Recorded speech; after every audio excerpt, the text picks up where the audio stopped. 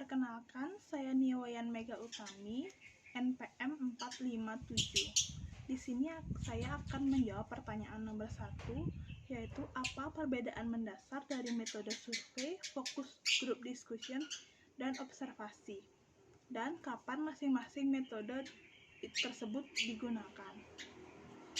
Pertama, survei adalah metode pengumpulan data dengan mengambil sebagian objek populasi, tetapi dapat mencerminkan populasi tersebut dengan memperhatikan keseimbangan antara jumlah variabel, akurasi tenaga, waktu, dan biaya.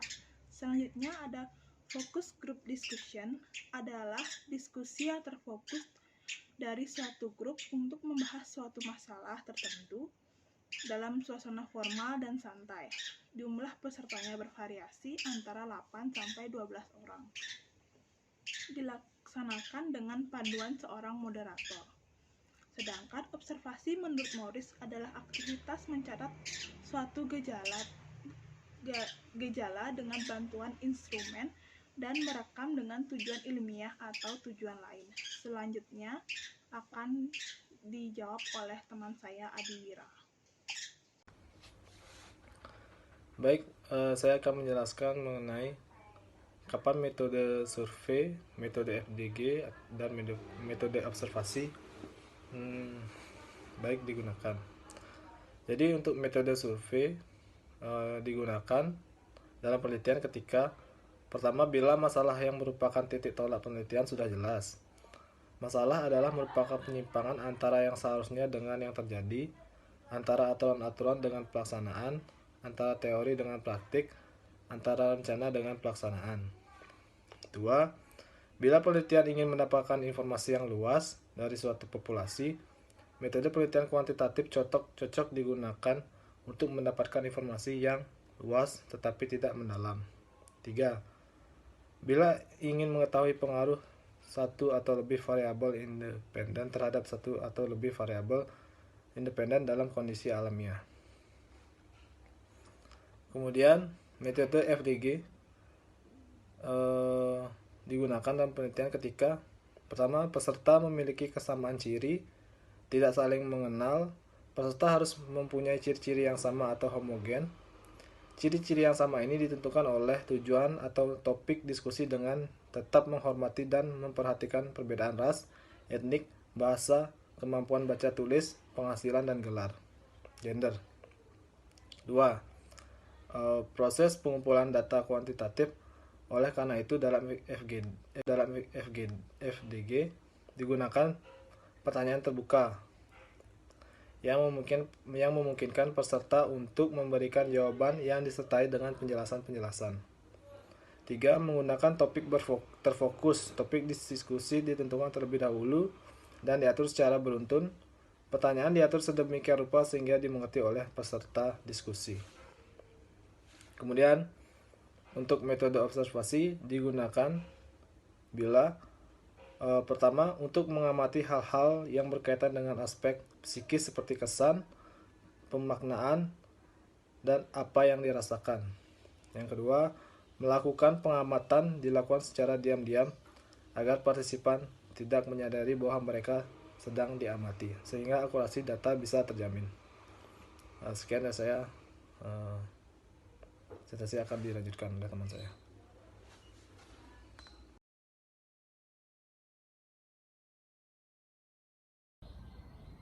Perkenalkan, nama saya Niwayan Riantari, NPM 594. Saya akan menjawab pertanyaan nomor 2. Apa yang dimaksud dengan tes pasar atau market test? Berikan contoh penerapannya, manfaat dan kelemahannya.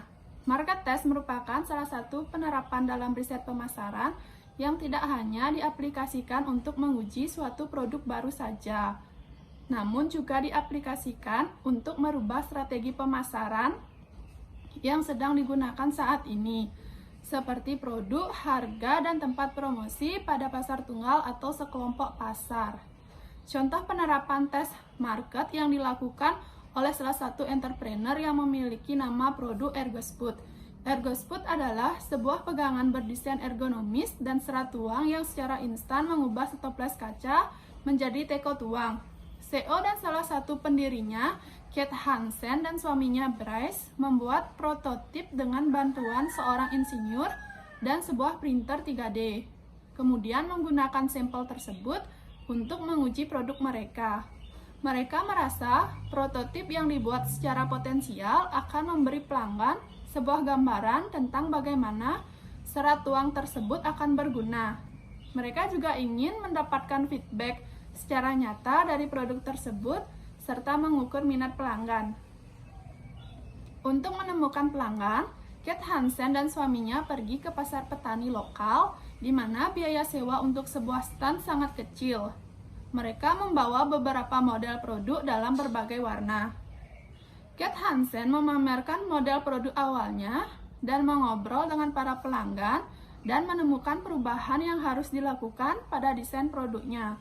Selain itu, mereka juga menemukan bahwa minat pada produknya cukup tinggi, sehingga meyakinkan mereka untuk menginvestasi lebih lanjut dalam pengembangan produk Ergosput.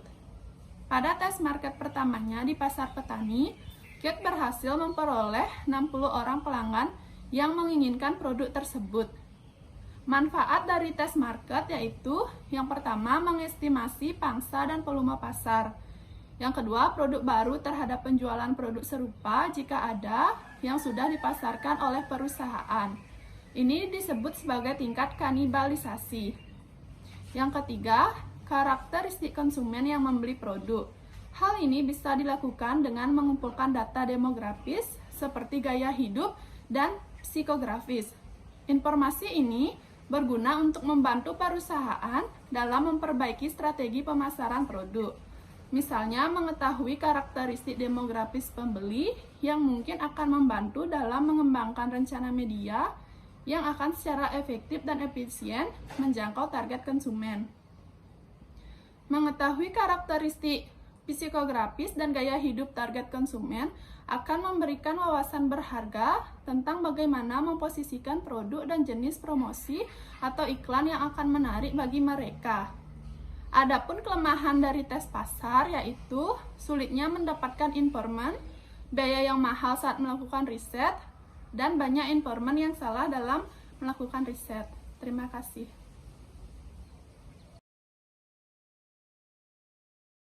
Perkenalkan, nama saya Nikoma Ayuni Triana Dewi, NPM 18.32121.523. Di sini saya akan menjawab pertanyaan nomor 3, yaitu apa yang dimaksud dengan triangulasi di penelitian pasar global penelitian. Jawabannya, triangulasi pada hakikatnya merupakan pendekatan multimetode yang dilakukan peneliti pada saat mengumpulkan dan menganalisis data. Ide dasarnya adalah bahwa fenomena yang diteliti dapat dipahami dengan baik sehingga diperoleh kebenaran tingkat tinggi jika didekati dari berbagai sudut pandang. Memotret fenomena tunggal dari sudut pandang yang berbeda-beda akan memungkinkan diperoleh tingkat kebenaran yang handal. Karena itu, triangulasi ialah usaha mengecek kebenaran data atau informasi yang diperoleh peneliti dari berbagai sudut pandang yang berbeda, dengan cara mengurangi sebanyak mungkin bias yang terjadi pada saat pengumpulan dan analisis data. Terima kasih. Perkenalkan, nama saya Nikoma Ati Suryani, NPM 581, akan menjawab pertanyaan nomor 4. Paparkan masalah utama dalam menjalankan fokus grup diskusi dalam konteks internasional. Menurut kami, fokus grup diskusi yang lebih dikenal dengan singkatan FGD merupakan salah satu metode penelitian kualitatif yang paling terkenal selain teknik wawancara. Masalah yang dibahas dalam FGD sangat spesifik karena untuk memenuhi tujuan yang sudah jelas. FGD juga memiliki beberapa keterbatasan sebagai alat pengumpulan data, seperti masalah dalam segi analisis. Data yang diperoleh melalui FGD memiliki tingkat kesulitan yang tinggi untuk dianalisis dan banyak membutuhkan waktu. Selain itu, kelompok diskusi yang bervariasi dapat menambah kesulitan ketika dilakukan analisis dari data yang sudah terkumpul. Sebagai contoh, penggunaan FGD pada area keperawatan komunitas telah digunakan oleh Oluwatosin 2005 dalam mengembangkan alat pengkajian untuk mempelajari kesehatan suatu komunitas, dan Carey 1994 menggunakan metode FGD untuk mengeksplorasi kepercayaan dan perilaku masyarakat terhadap AIDS. Terima kasih, sekian presentasi dari saya.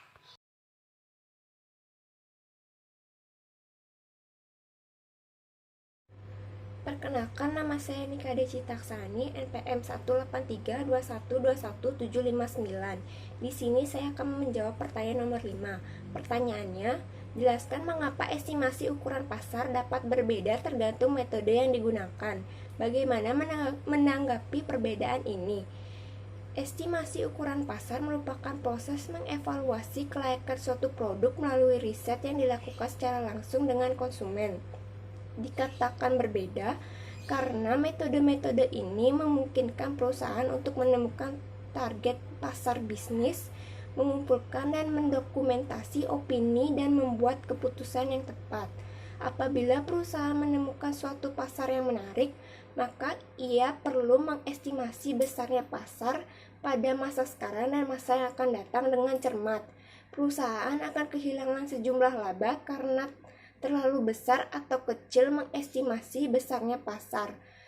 Tujuan utama melakukan estimasi ukuran pasar adalah untuk memahami atau memeriksa pasar yang terkait dengan produk atau layanan. Informasi yang diperoleh dari melakukan estimasi ukuran pasar digunakan untuk menyesuaikan aktivitas produksi.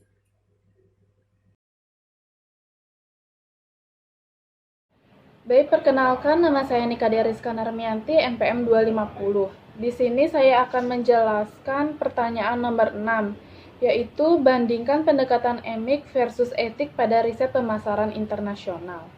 Pendekatan EMIC atau dari sudut pandang budaya memberikan kita pemahaman tentang bagaimana budaya dari suatu daerah bekerja. Ada beberapa hal pendekatan EMIC, yaitu menekankan perbedaan antar budaya, menyadari pola-pola perilaku sebagai unik dan khas berkaitan dengan budaya, mencari sudut pandang dari dalam atau asli. Contohnya, sunat perempuan sebagai praktek tradisi yang mengacu pada nilai-nilai acuan seperti kesucian perempuan. Sedangkan pendekatan etik atau pendekatan keilmuan, yaitu cenderung menggunakan penilaian dari observer untuk meneliti budaya yang bersangkutan, menggunakan fakta di lapangan yang didasari dan dianggap penting bagi peneliti untuk menilai cara kerja budaya yang bersangkutan. Ada beberapa hal pada pendekatan etik, yaitu menekankan persamaan antar budaya, menyadari pola-pola perilaku bersifat invarian dan universal, membawa sudut pandang dari luar. Contohnya, sunat perempuan sebagai praktek biadab yang melambangkan penaklukan dan membuat trauma. Sekian dari jawaban saya, terima kasih. Dan sekian dari presentasi kelompok kami, terima kasih.